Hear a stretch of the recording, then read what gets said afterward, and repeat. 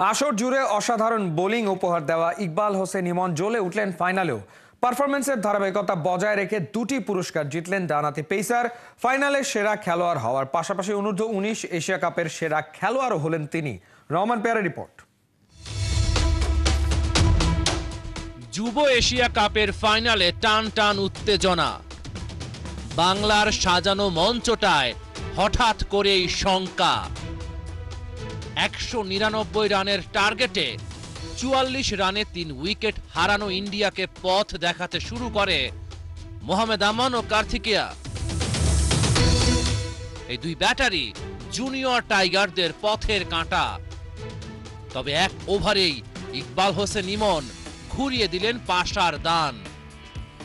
বাংলাও ফিরে পায় প্রাণ। 21তম ওভারের তৃতীয় বলে ইমনের শিকার কার্তিকেয়া। এই পেসার মেলেন সাফল্যের ডানা। এর কিছুক্ষণ আগে কোচ নাভিদ নওয়াজের সাথে কাপ্তান আজিজুল হাকিম তামিমের শলা পরামর্শ। কোচ দিয়ে গেছেন টোটকা, মাঠে তার সফল বাস্তবায়ন করেছেন তার শিষ্যরা। তাই গুরুর মুখেও ফুটেছে হাসির রেখা। ওই ওভারেই এক বল পর আবারও আঘাত হানেন ইকবাল হোসেন ইমন।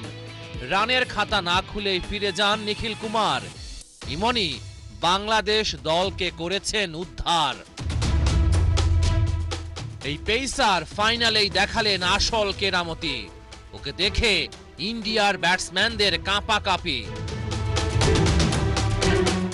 23তম ওভারের শেষ বলে পাঙ্গালিয়ার উইকেট তুলে নেন তিনি। বাংলাদেশ দলের জয়ের পথ করে দেন তৈরি। রহমান পেয়ার, ৭১।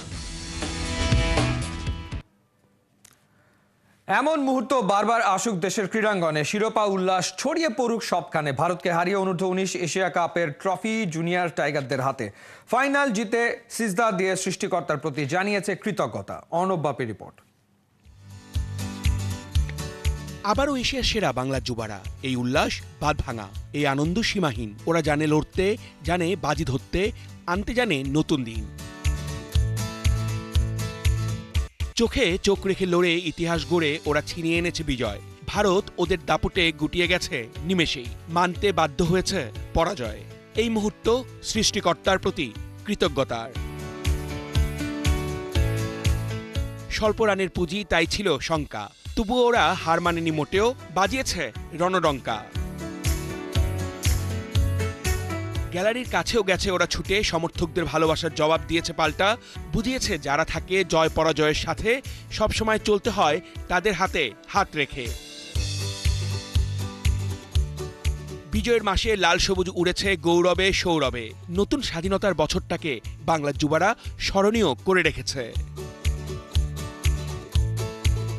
আবারও অনূর্ধ্ব-19 এশিয়া কাপের শিরোপা জুনিয়র টাইগারদের হাতে। লিওনেল মেসির আইকনিক সেলিব্রেশনে মেতে ওঠেন আজিজুল হাকিম তামিমরা। বাংলাদেশের ট্রফি জয়ের আনন্দে মন খারাপ ভারতীয় ক্রিকেটারদের। ভারতের আধিপত্য চূর্ণ করে এভাবেই বারবার আনন্দে ভাসতে চায় বাংলা। অর্ণব বাপি, ৭১। দুবাইয়ে অনূর্ধ্ব-19 এশিয়া কাপ জয়ের পর সামাজিক যোগাযোগ মাধ্যমে বইছে জুনিয়র টাইগারদের বন্দনা। মাশরাফি, তামিম, মুশফিক, মিরাজকে অভিবাদন জানাননি। সাম্প্রতিক ভারত আগ্রাসনের বিরুদ্ধে ক্রিকেট মাঠে যুবাদের দাঁত ভাঙা জবাব সেলিব্রেট হচ্ছে দেশ জুড়ে। মেহেদী নাইমের রিপোর্ট। উড়তে থাকো, যেতে হবে বহু দূরে। মাঠে থাকলে হয়তো এভাবেই পিঠ চাপড়ে বলতেন ক্যাপ্টেন ফ্যান্টাস্টিক মাশরাফি বিন মুর্তজা। সেটা না হওয়ায় ফেসবুকেই অনূর্ধ্ব-19 এশিয়া কাপে ভারত বধের কাব্য লেখা টাইগারদের অভিনন্দন জানালেন ম্যাশ। একইভাবে যুবাদের ভালোবাসা জানিয়েছেন ড্যাশিং ওপেনার তামিম ইকবাল। তোমার হলো শুরু, আমার হলো সারা। পঞ্চপাণ্ডবের আরেক পাণ্ডব মুশফিকুর রহিমদের ক্যারিয়ার তো সায়ান্নে। নতুনদের হাল ধরতেই এভাবেই শুভেচ্ছা জানিয়েছেন মুশি। মজার ব্যাপার হচ্ছে, মুশফিক এতটাই কনফিডেন্ট ছিলেন, ম্যাচ শেষের অনেক আগেই নিজের ভেরিফাইড ফেসবুক পেজ থেকে দিয়ে দেন এমন স্ট্যাটাস। যুবারাও অবশ্য মুশফিকের বিশ্বাসের অমর্যাদা করেননি। জ্বলে পুড়ে ছারখার, তবুও মাথা নোয়াবার নয়। অহংকারী ভারতকে যখন হারায় বাংলা, তখন হাজার ক্রোশ দূরে মেহেদী মিরাজরা ওয়েস্ট ইন্ডিজের বিপক্ষে নামার অপেক্ষায়। সেখান থেকেই ফেসবুকে জুনিয়র টাইগারদের উইশ করল টাইগার কাপ্তান। ঐতিহাসিক দিনে যুবাদের এশিয়া কাপ জয় সেলিব্রেট করেছে সৌম্য, লিটন, তাসকিনরা।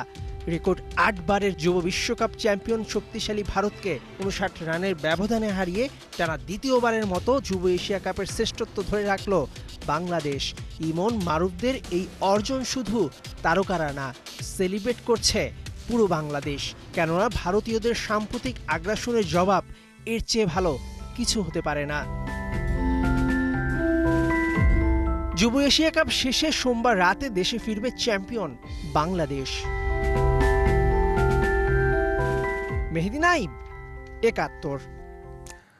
এবার মোহাম্মদ সিরাজের সমালোচনায় খোদ রোহিত শর্মা ও অস্ট্রেলিয়ান ক্রিকেটার ট্র্যাভিস হেডের সাথে কদিন আগেই ঘটেছিল অনাকাঙ্ক্ষিত ঘটনা।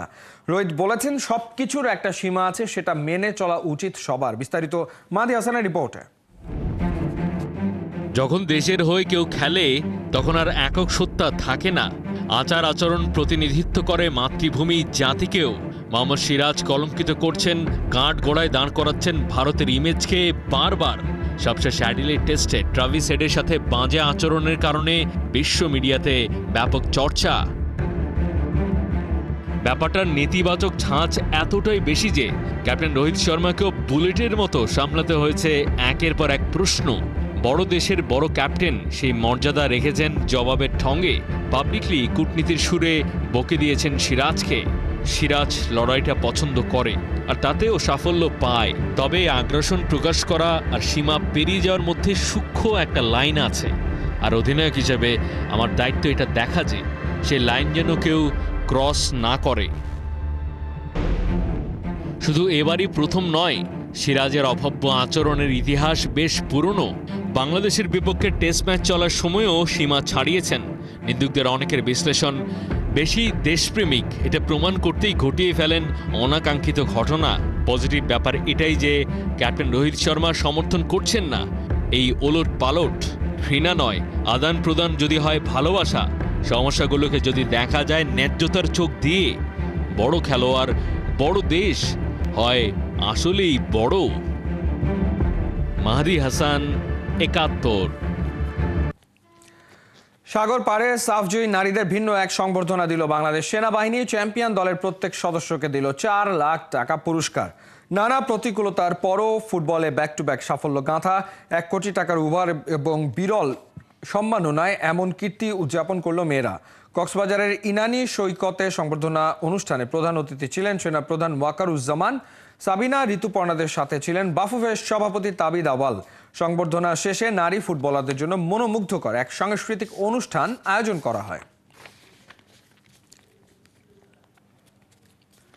চুক্তির মেয়াদ বাড়ল 12 বছর আর মূল্য 1200 কোটি টাকা। নাইকির সাথে 5 বারের বিশ্ব চ্যাম্পিয়নের সম্পর্ক হলো আরও পাকা। বিশ্ববিখ্যাত অ্যাথলেটিক ফুটওয়্যার ও অ্যাপারেল কর্পোরেশন নাইকির সাথে চুক্তির মেয়াদ বাড়িয়েছে ব্রাজিল। শুধু নবায়ন নয়, নতুন করে আরও বেশ কয়েকটি চুক্তিও করেছে ব্রাজিল। জার্সি বিক্রি থেকে রয়্যালিটির টাকাও পাবে ফুটবলের সফলতম দলটি। নতুন এই চুক্তির পর প্রথমবারের মতো লাইসেন্স করা পণ্যের এবং বিশ্বজুড়ে অনুমোদিত দোকান চালুর অনুমতি দিল ব্রাজিল ফুটবল কনফেডারেশন। ব্রাজিল ও নাইকি প্রথম চুক্তি করে 1996 সালে, আর নবায়নের আগে সবশেষ চুক্তিটি ছিল 2026 সাল পর্যন্ত। নাইকি জার্সি শুধু ব্রাজিলের নারী ও পুরুষ দলই পরে এমন নয়, বিচ ফুটবল এবং ফুটসালেও ব্রাজিল দল নাইকির জার্সি পরে।